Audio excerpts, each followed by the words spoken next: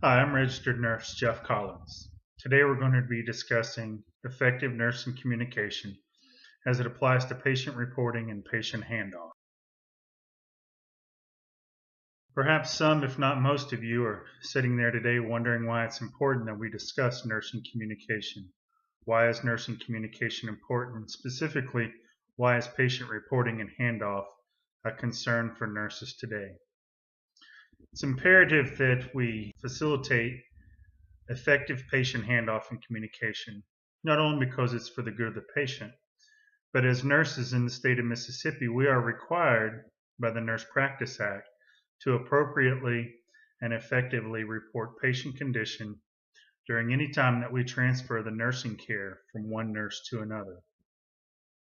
Patient abandonment is a very serious issue. It can have implications up to and including loss of license for a registered nurse.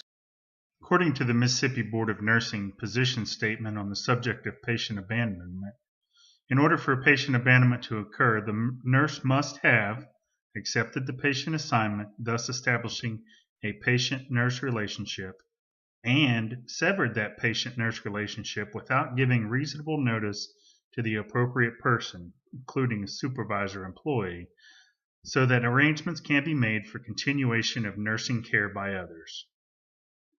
They go further to define transferring patient care as reporting the conditions, circumstances, and needs of all patients under a nurse's care in oral or written form directly to another nurse or appropriate caregiver who acknowledges receipt and understanding of the patient report. Bottom line is, once you accept nursing care, you are legally obligated to continue that care until relieved by an appropriate person. Now that we understand the importance of nursing communication, let's define our objectives for this session. Our first objective is to identify the key elements of effective communication. Next, we will state the dangers of ineffective communication. We'll recognize situations that require a nursing handoff, and we will select an appropriate handoff method or tool to use. Now that we've defined our objectives for this session, let's look at some of the key elements of effective communication. The first player in communication is the sender. In our example of nursing handoff, this would be the nurse that is being relieved of patient care or going off shift. The second person, or the second element of the effective communication, is the receiver. In our example, this would be the nurse that is assuming the nursing care from the off-going nurse. In addition to these two elements, we also have information. The information is what is being transferred from one nurse to the other. In our example of patient handoff, this would be the actual information as it pertains to that patient for that shift. The interaction is the actual transfer of that information. This can be done face-to-face, electronically, telephonically, all varying on the situation, the facility, protocols, and procedures. After the interaction, there'll be an opportunity for feedback and questions. This is perhaps one of the most overlooked but most important elements of communication. This process allows the receiving party to clarify or seek further information from the sender based on the report that they've received. Without the ability to ask questions, it becomes a briefing and not a communication session or a patient handoff. And lastly, and perhaps most importantly, is the acknowledgement from the receiving nurse that they have understood and they accept the nursing patient care as defined by the Nurse Practice Act. Once this acknowledgement is received, the receiving nurse then assumes all care for that patient until they then, in turn, report that patient off to another party. So the elements of communication are the sender, the receiver, the information, the interaction, the feedback and question session, as well as the acknowledgement. Now that we've identified some key elements of effective communication, let's discuss some dangers of ineffective communication. The Joint Commission has determined through root cause analysis that the primary underlying factor for medication and treatment errors is ineffective communication. One key element that you can think of that comes to mind immediately is a nurse not effectively documenting patient allergies.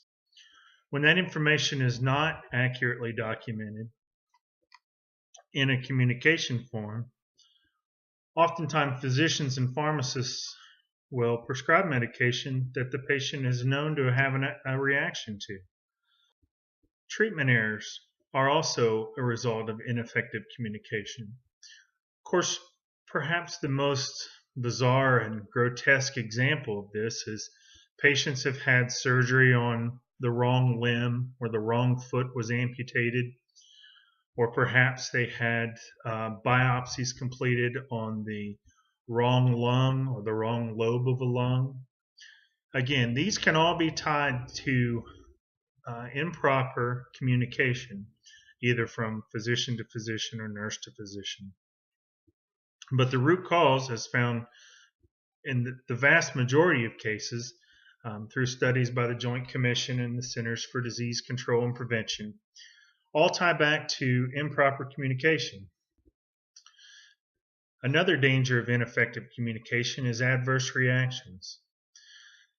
Many times during a shift, a patient may have an adverse reaction to a medication that's not necessarily an allergy, but it's an adverse reaction. One that comes to mind is antibiotics. Patients are often sensitive to antibiotics that are infused at what we would consider a normal rate. When these adverse reactions are not communicated to the next shift, that oncoming nurse may continue that treatment per hospital protocol, and they may run a specific antibiotic at a specific rate, when in actuality, that patient actually needs to have that infused at a slower rate or perhaps with a less concentrated form to prevent these adverse reactions. And again, with proper communication, those adverse reactions can be avoided. Another problem with ineffective communication is increased workload. If an oncoming nurse has to go back and basically reestablish the handoff communication because the offgoing nurse did a poor job of communicating what happened or that patient's status, that nurse is now going back to duplicate effort. Numerous studies have shown that when receiving an ineffective patient handoff, nurses tend to spend 1 to 2.5 hours going back to recreate that information that should have been provided in an effective handoff. And of course, the ultimate black eye with ineffective communication is poor patient care. We're all nurses, we're all professionals, and we're all here to provide the best patient care that we possibly can. We want to treat every patient like they're our mother or father or son or daughter or best friend, husband, wife, whatever the case may be. We are in this profession for no reason other than to provide good patient care. Ineffective communication provides poor patient care.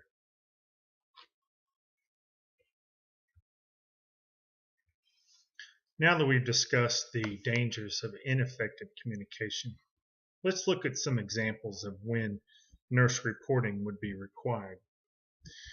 Perhaps the most common situation where nurse reporting is required would be at the end of shift. You've completed your 8 or 12 or 6-hour shift, whatever is required at your facility. The oncoming nurse comes to you and says, "Hey Jeff, I'm here to receive report." Another instance where this could happen would be staffing realignment. Oftentimes in acute care facilities, it's necessary due to receiving new patients from other departments that the charge nurse or nursing supervisor realigns patient assignments for that shift. Although this situation is not ideal, it is often required. During that time, the nurse being relieved would give report just as if it was the end of shift. The receiving nurse would acknowledge the report and the handoff and assume the nursing care. Many times it's necessary to transfer a patient between departments or between units. This is very common when the emergency department admits a patient to any of the respective units. When a change in patient condition requires an upgrade or a downgrade in care, say from an intensive care unit to a telemetry or a step-down unit, or from a step-down unit to a medical surgical floor. Referral from affiliated clinics. Often healthcare systems will have outlying clinics. These may be physician offices, urgent care. Even today it's common to have urgent care centers located in shopping malls or department stores. When these providers deem it necessary to upgrade that patient, to send them either for a direct admission to the hospital or through the emergency department, it's important that that nurse or that provider call that receiving facility and give an appropriate patient handoff report. There are often times where it's necessary to transfer a patient from your facility to another facility. Again, this could be for an upgrading care. This could be for the patient needs a specialized treatment that's not available at your center, or your hospital has performed a specialized treatment and now that patient is being transferred back to a facility that's closer to their residence.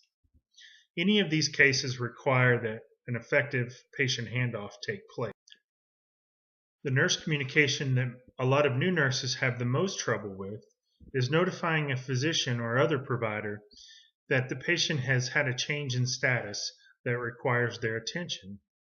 Oftentimes this may require phoning a physician at home in the early hours of the morning when that physician's asleep. This can create fear for the nurse, especially with certain providers that may have a reputation on that floor of being exceptionally troubled, we'll say, by receiving phone calls in the middle of the night. Never mind this, it's important that we do provide effective communication. And if you follow the steps to these effective communications, it will not only improve the patient care, it'll also improve the interaction between you and that physician or other provider.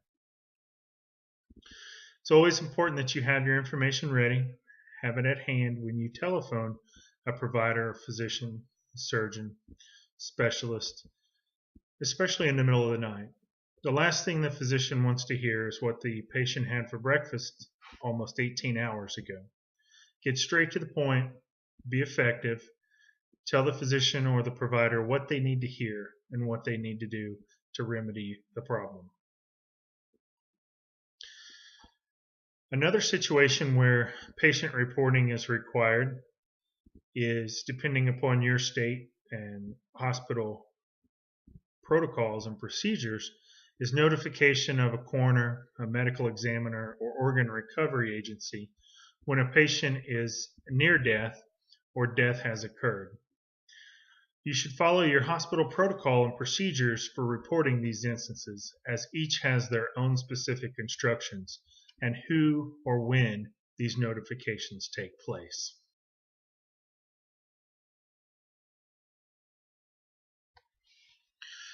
Now that we can recognize situations where a nurse handoff is required, let's take a look at some of the more popular or common methods or tools or mnemonics that we use to establish a handoff report.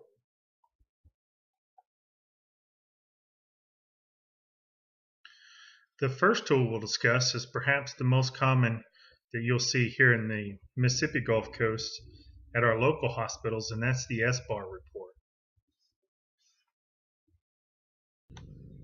The S-bar mnemonic stands for situation, background, assessment, and recommendation. The situation, you'll identify yourself, the provider, and the patient. Explain briefly what's going on with the patient. And then you'll move to the background. This will be the patient's admitting diagnosis, any pertinent history, allergies, medications, especially recent medical changes or medicine changes. The assessment are the patient's current vital signs, any recent abnormal or pertinent lab or x-ray data. And last, you'll have a recommendation. This is what you would like the provider or the oncoming nurse to do for that patient to remedy the situation.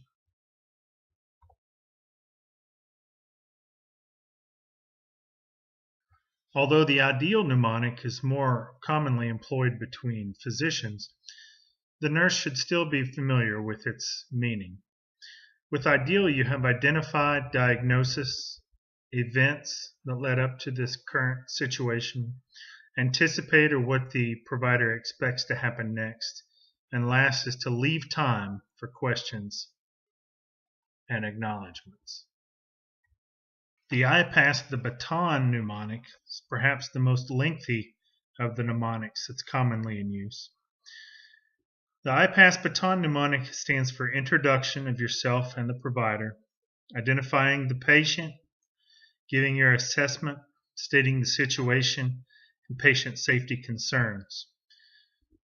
You also have the background, the action that you want completed, the timing or urgency of that action, the ownership or who is to complete that action, and then next is what you expect to happen with the patient after the treatment is complete.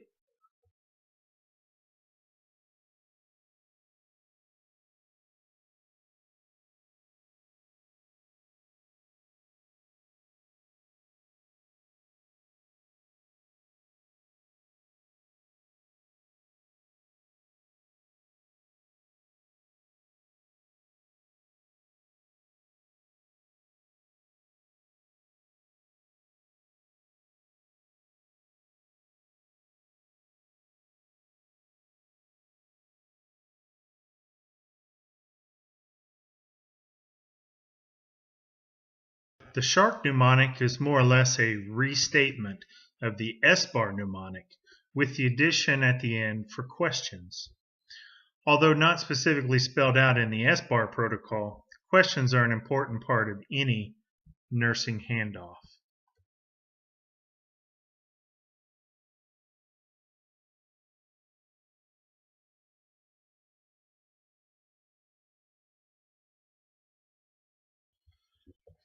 Today, our last tool is the ticket to ride. The ticket to ride is unique because it does not transfer nursing care or responsibilities, but is used when a patient is going to be off of the unit for a short period of time, normally to receive a radiologic study or a physical therapy session or other specialized treatment.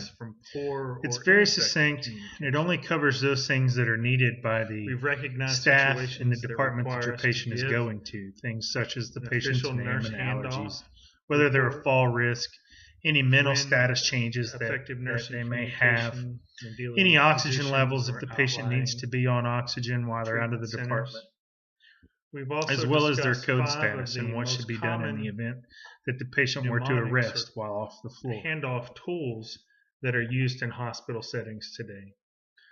I hope you've gained something from listening to this and watching this video. It has been very enlightening to create and produce this video so that you can use it in your studies. I thank you.